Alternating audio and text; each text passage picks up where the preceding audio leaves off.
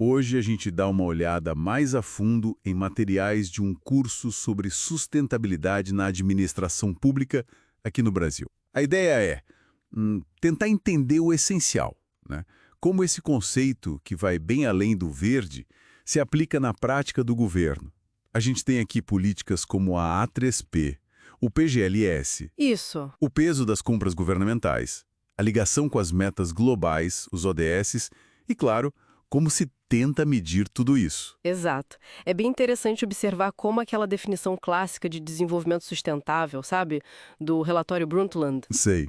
Atender ao presente sem comprometer o futuro. Essa mesmo. Como isso se traduz, ou pelo menos se tenta traduzir, em ações concretas no dia a dia do setor público brasileiro.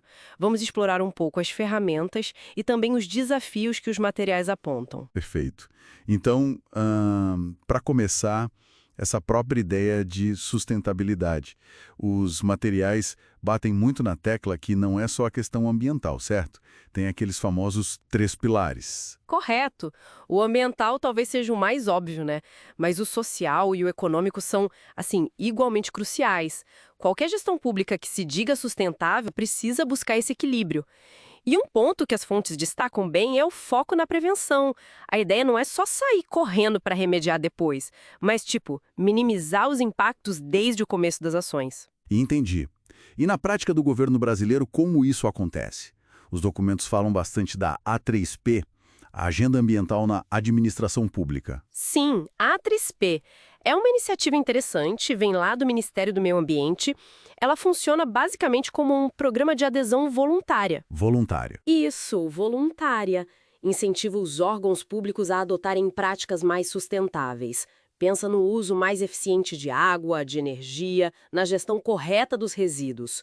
E até em compras que levem em conta critérios ambientais e sociais.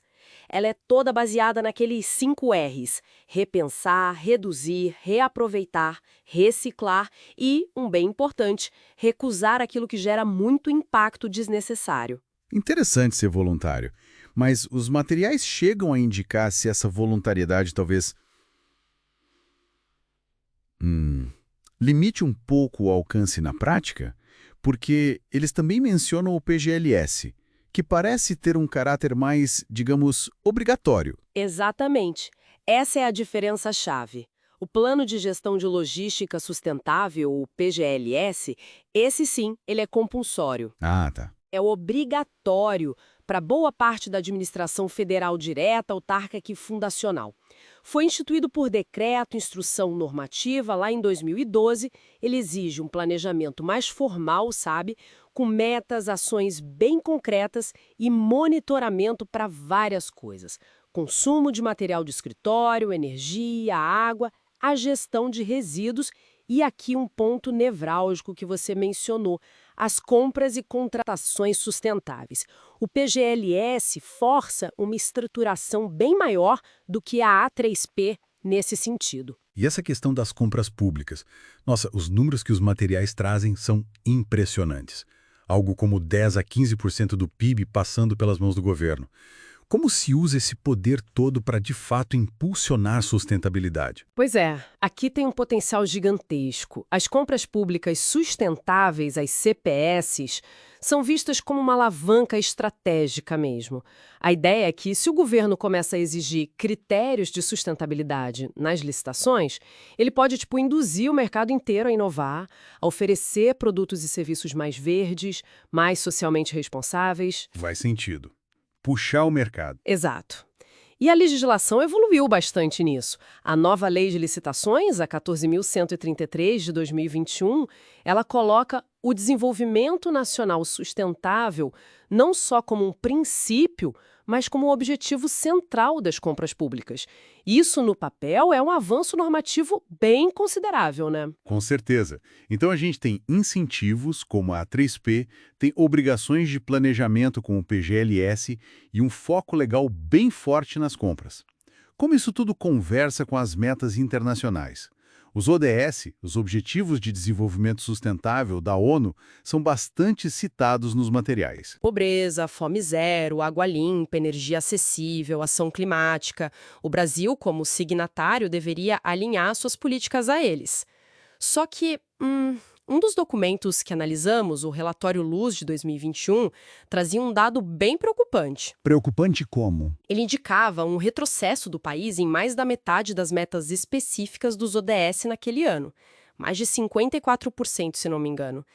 Isso, claro, cria um certo contraste entre o discurso oficial, as leis que a gente tem e a realidade que alguns relatórios apontavam na época. Esse contraste levanta direto a questão do monitoramento, né? Se a gente tem leis, tem programas, como se mede se eles estão realmente funcionando? Como se acompanha o progresso? Ou, no caso, a falta dele? Aí entra forte o Tribunal de Contas da União, o TCU. Um marco importante foi uma auditoria lá de 2017, o Acórdão 1056. Ele trouxe várias determinações, e uma delas foi mandar criar um índice específico para isso, o IASA, Índice de Acompanhamento da Sustentabilidade na Administração. IASA. E o que ele mede exatamente na prática? Como funciona? Basicamente, o IASA avalia o desempenho dos órgãos federais em várias frentes ligadas à sustentabilidade, gestão do PGLS, consumo de energia, de água, de papel, como descartam os resíduos, as compras sustentáveis, acessibilidade. São uns 11 eixos, eu acho. E naquela primeira avaliação de 2017, a média geral da administração federal foi de 1,64. Isso numa escala que ia de 0 a 3. 1,64 de 3. Parece intermediário para baixo. Coisa que tinha e provavelmente ainda tem um longo caminho a percorrer, né? Auditorias posteriores do TCU foram monitorando o cumprimento daquelas determinações de 2017. Mostraram alguns avanços, sim, mas também desafios que persistem, como a descontinuidade de algumas instâncias de governança que existiam. Certo. Então, tentando fazer um balanço do que esses materiais nos trouxeram, fica claro que a sustentabilidade está, pelo menos formalmente, na agenda pública brasileira. Tem instrumentos, tem leis, inclusive essa lei de licitações bem moderna no aspecto da sustentabilidade. Sem dúvida, existe um arcabouço normativo e ferramentas de gestão, como a A3P e o PGLS. E também o alinhamento formal aos ODS, pelo menos no discurso.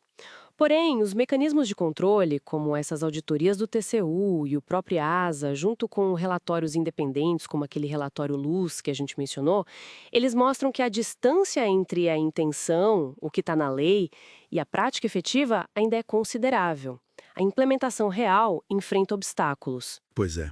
E aí fica a reflexão, né? Com leis que parecem avançadas e ferramentas de gestão e monitoramento disponíveis, o que será que mais impede a sustentabilidade de